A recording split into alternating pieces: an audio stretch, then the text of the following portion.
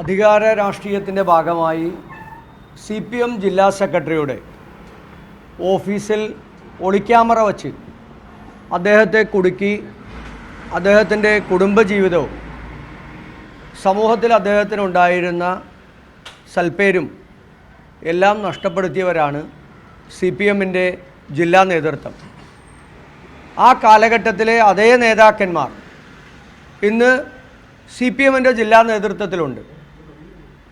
ആ ഒളിക്യാമറയുടെ അതേ മാനസികാവസ്ഥയിലാണ് ഇന്ന് CPMൻ്റെ വനിതാ നേതാക്കന്മാർക്ക് പോലും അവരുടെ പൊതുജീവിതവും രാഷ്ട്രീയ ജീവിതവും മുന്നോട്ട് കൊണ്ടുപോകാൻ കഴിയാത്ത രീതിയിൽ അവർക്കെതിരായി ദുരാരോപണങ്ങൾ CPM തന്നെ നേതൃത്വത്തിൽ ഉണ്ടാക്കിയെടുക്കുന്നത്.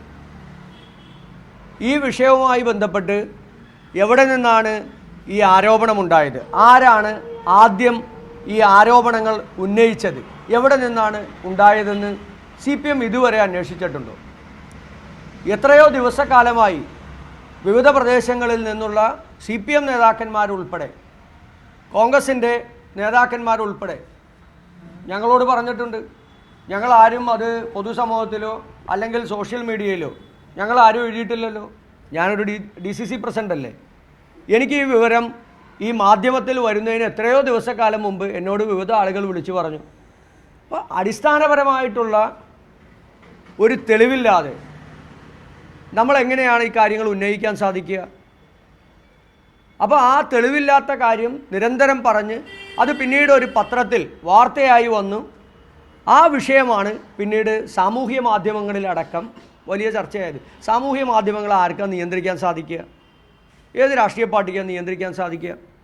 97 വയസ്സുള്ള ലീലാവതി ടീച്ചറെക്കുറിച്ച് കഴിഞ്ഞ ദിവസങ്ങളിലുണ്ടായ സൈബർ ആക്രമണം എത്രത്തോളമാണ്? അപ്പോൾ ഒരമ്മയുടെ സ്ഥാനമല്ല, കേരളത്തിൻ്റെ എഴുത്തുകാരിയാണ്, കേരളത്തിൻ്റെ ഒരു അമ്മയാണ്. ലീലാവതി ടീച്ചറെ കുറിച്ചിട്ട് പോലും വളരെ മോശമായ ഭാഷയിൽ എഴുതിയ ആളുകളാണ്.